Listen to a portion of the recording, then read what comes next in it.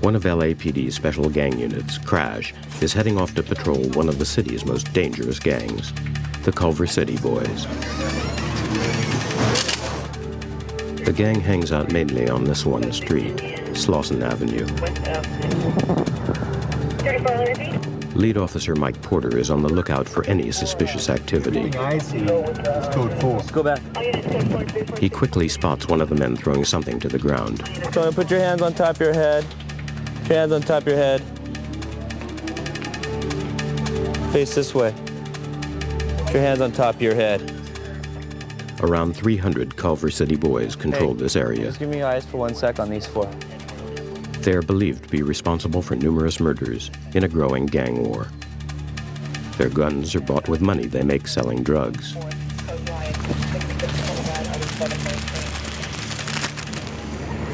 It's cocaine. All right, well, I got bad news.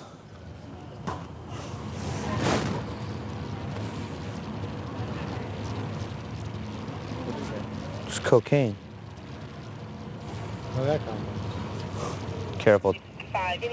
Don't set me off right now. I didn't go walking over there because I didn't see something go to the ground. Let's not play dumb right now. I'm just not happy right now with this entire street. Period. I don't know how else to get it through to you guys. You know? Well, Slauson's going to be a little bit more silent this summer than last. I don't care if I have to work out here 7 days a week, 24 hours a day. I'm not real happy right now, at all. With the discovery of a large rock of cocaine, Mike has to decide who to arrest. This is the destruction of America. I want to book the guy with the Nike switch because he's the one that threw it. I'll probably violate the guy on the right on parole violation because I'm just tired of him being out here because he's always with no good people. One gang member was arrested and charged with possession. Pacific Division's Crash Unit includes 10 specially trained officers who patrol neighborhoods, gathering intelligence about local gangs.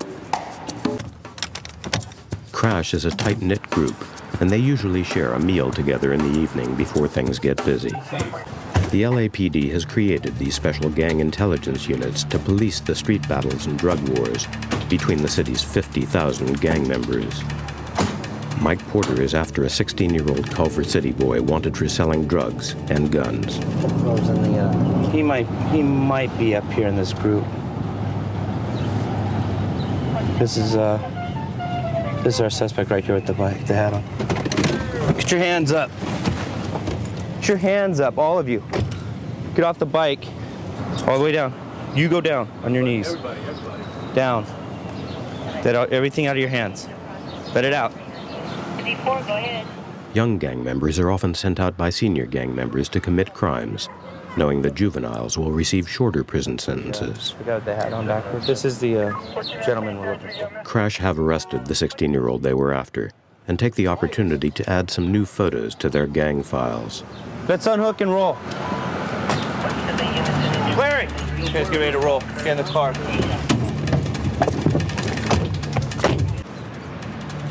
Graffiti in the gang neighborhoods is a valuable source of information for Mike about the escalating gang war between the Culver City boys and their rivals, the Helms Street gang. Well, originally, Helms Street, which is a rival gang, they put up their gang over here in Culver City neighborhood. Like 2 days later, a Culver City boy was shot and killed right up here near Short. And the following day, then Helms Street wrote Helms X3 or 13, which is 13. Then they wrote CXC, which stands for Culver City, and 187, which is the penal code for homicide. And now Culver City is responding by crossing out Helms Street and putting up one of the local Culver City gangs. It's a pretty solid indication that Helms Street and Culver City are at war right now to some level. So it's kind of good information. The walls tell us a lot.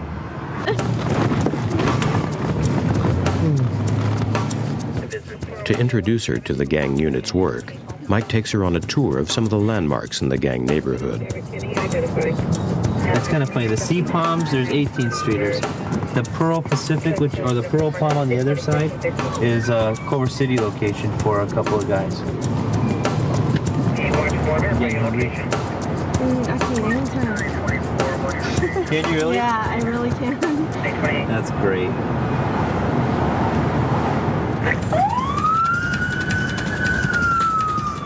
Susan is thrown immediately into the deep end when a call comes in of gunshots near a known gang location. If we took Lincoln, we would have hit it. Really? Yeah, if we took Lincoln, we would have hit it. Sorry about that. Oh, you want me to make a right here, right? Yeah. They are joined by several other crash units.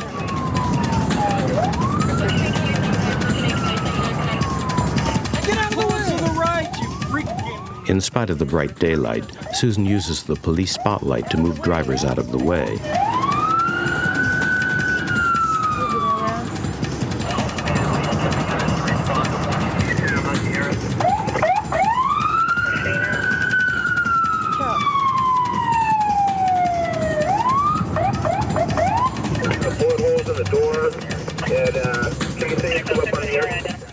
Two gang members have been shot at, and Mike believes the shooter may be in a nearby house.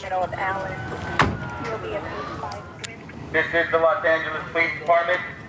Come out of your residence with your hands extended above your head now.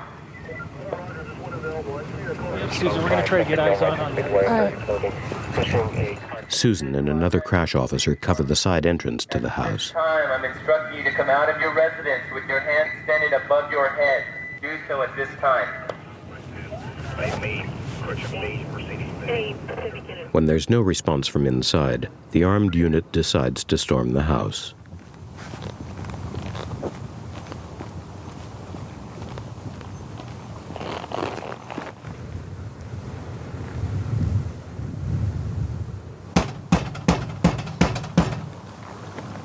Police department, open the door! Clear. But the house is empty. Well, we got rounds and we got blood and stuff right here, so we need to seal this location. The crash unit learns that members of a rival gang shot at these two gang members and fled. The two cannot give a description of the gunman, and police need to search the street for evidence. We need to stop this traffic flow.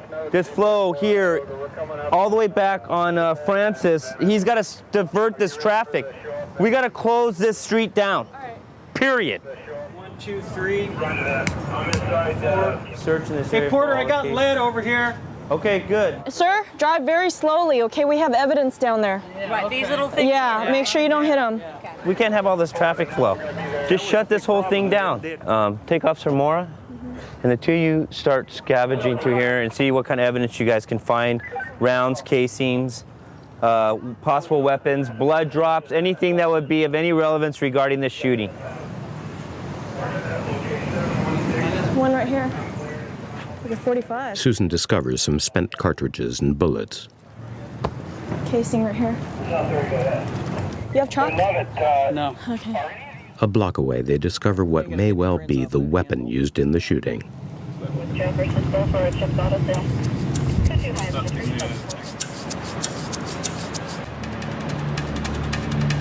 Mike needs to get more information about the ongoing gang war, so he and Susan decide to go to Slauson Avenue to talk to some Culver City boys. There they go. Oh, yeah. Straight away, Mike spots a gang member breaking his parole curfew. Get over there. Let me see your hands. Turn around. Come here. Hands on your head. Spread your feet. Just hanging out? Hands on top of your head. Yeah. Come behind you, Susan. Got it. Mike's hoping they can tell him what the news is on the street. What's to do with Helms? Did you guys see what Helms wrote about Culver City over on Centinela? Yeah, I've seen it. What's up with that? See, here's funny. I went over to Helms because I wanted to go to Culver City because that's the kind of guy that I am, to find out what they're writing over there. And I was so shocked to find out that Culver City has all kinds of tagging over in Helms. But yet nobody knows a thing. Old jackass Porter doesn't know a thing about what's going on in the hood. Then cuts a guy a break on a curfew ticket, and that's the respect I get. All right, well, like I said before, and I'll say it again, you can't tell somebody that knows everything, and I haven't met a Culver City boy yet that doesn't know everything, so, you know what's best. And the writing's on the wall. definitely a war going on. It's definitely violent. And there ain't a goddamn thing up and down this street worth dying for. If you really think there is, just take a look at every lawn out here. All the trash, it just ain't worth leaving your life down on the ground for. All right? Mike and Susan decide to let the gang members go this time. It's like 36. In a nearby alley, some children think they've found a dead body. Something in the back is like thrown. So something dead. It smells bad here. In the back, in the alley. In the alley? Yeah. Okay, you go to the alley, I'll drive around and meet you back there. All right. And you can show me the dead body I hope we find right now. This one. Where?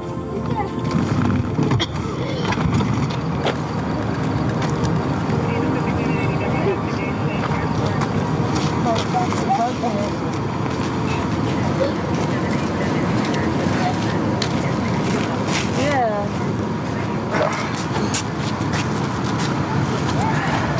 That's just a big piece of, just raw meat. That's all that is, huh? That's a cow head. I'll get the light. Look, you see the eyeball? Looks like a head. It is. Oh, it's a big. It's a cow's head. Oh, yeah. Wash A the cow's juices. head. It's a big. Oh, thank you. Thank you. Glad it wasn't a human head. Look at it. It's meaty. It's meaty. Mike and Susan seem to be hitting it off from the start.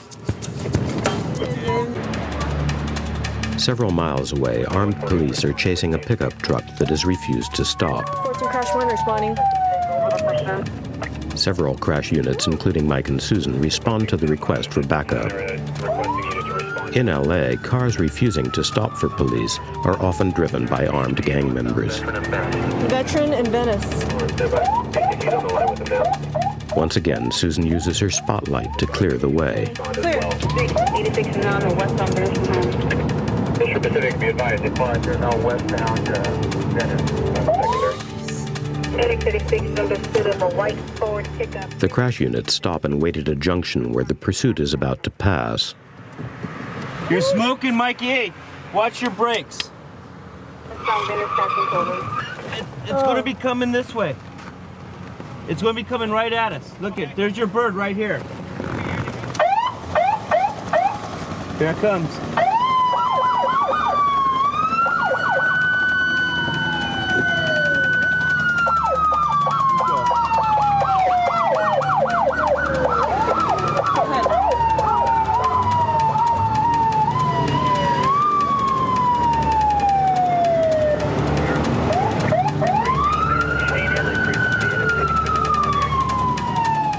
At each junction, the driver slows to cross safely, but he still won't pull over for the police, and the chase continues. Roger. 26 northwestbound Venice and Charlie. Here we go. All right. Get ready, Wayne. Shop 8149, Shop 8149, discontinuing. When the pickup finally pulls over, the driver is surrounded by armed officers.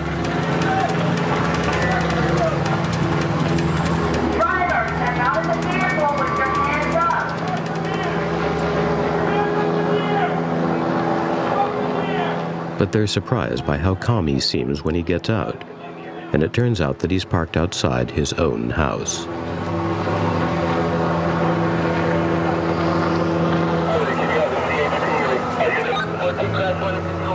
Police search the vehicle, but find nothing. Is there anything in the car, man? Where do you live? Right here. Which house? Your house? Yeah, Which one? This one?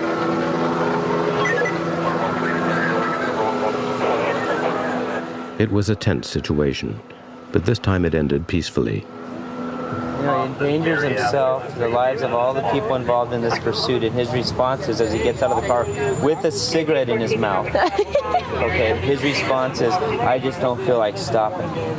It ended great. It ended the way it should be. It should end.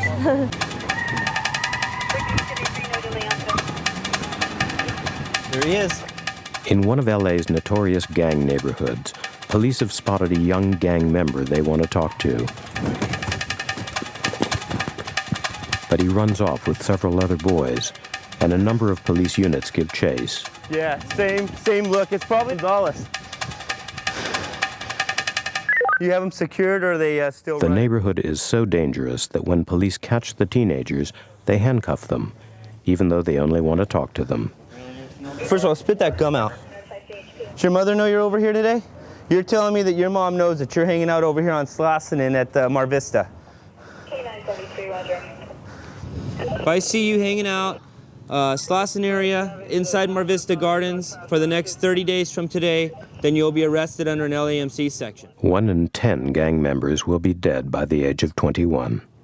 You guys got the rest of your lives, and you guys are gonna blow it. Putting all your faith in a red rag and a gang that can care less about you. Officer Mike Porter of the Special Gang Unit Crash realizes these 14-year-olds belong to the local gang. For the most part, all of these here are minors. All of them are officially jumped in. They all claim the gang. You'll see on, like on the Peachy folder, it says Culver City 13. Here says Say, which is pretty much an acronym that they use for Say, CC, Culver City. This was on one of them when they ran, they threw it. This is their symbolization of their colors. So when we saw them, we were gonna come over here and just basically do a somewhat of a consensual encounter, just see what they're up to. In fact, to see if in fact they are doing narcotic sales over here, if there is any new graffiti. And that's when they all ran from us. So basically just asked for area crash units to support us and come over and help us find everyone, and we've successfully done that.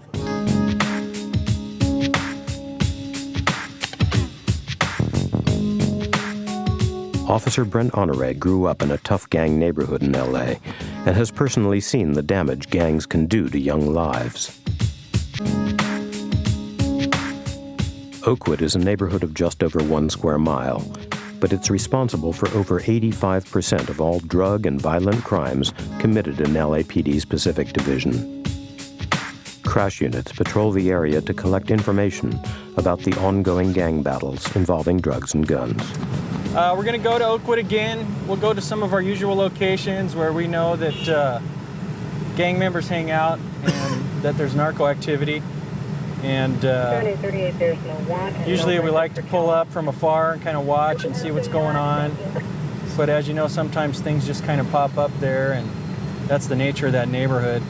Culver City Boys, which is a gang that hangs out over in the Mar Vista area, has been a real active shooting gang and are probably responsible for about 85% of the shootings in this division.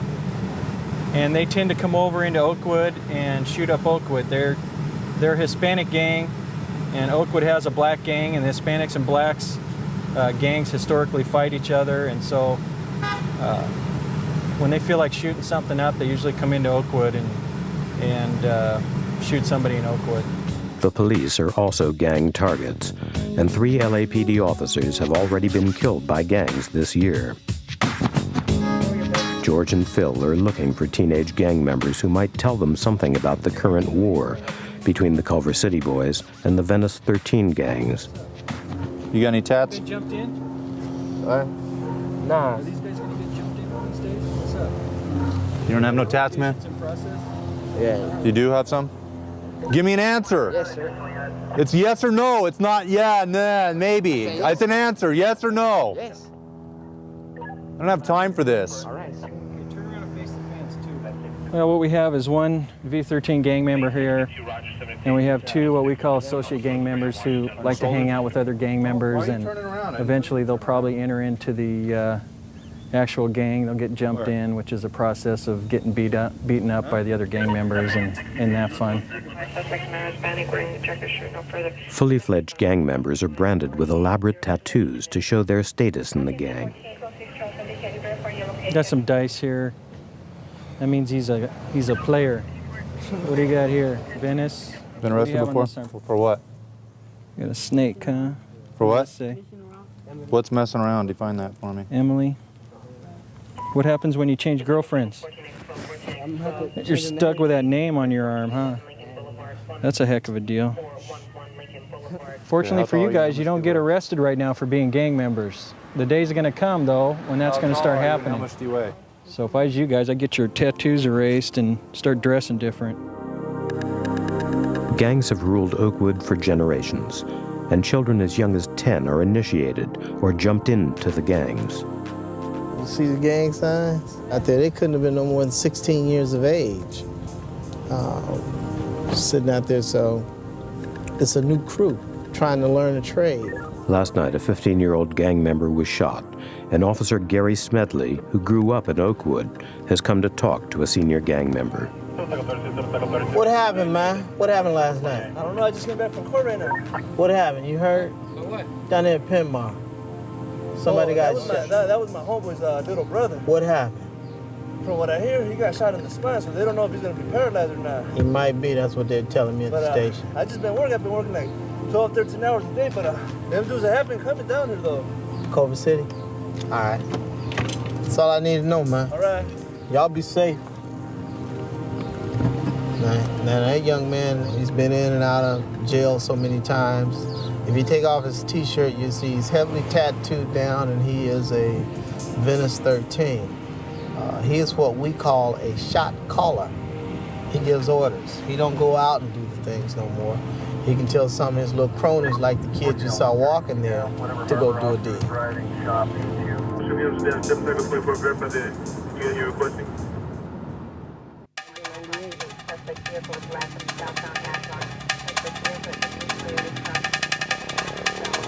In Oakwood, officers pull over a car full of gang members. This is one of the most dangerous stops for the police to make because they have no idea whether the passengers are armed. Stay in the car. Stay in the car. Get your hands up where I can see them. Passenger, hands up and I can see him. I want the guy in the rear to put his hands up where I can see him. You get up on the wall. Put your hands above your head. Face the wall, man. Rear passenger, step on out.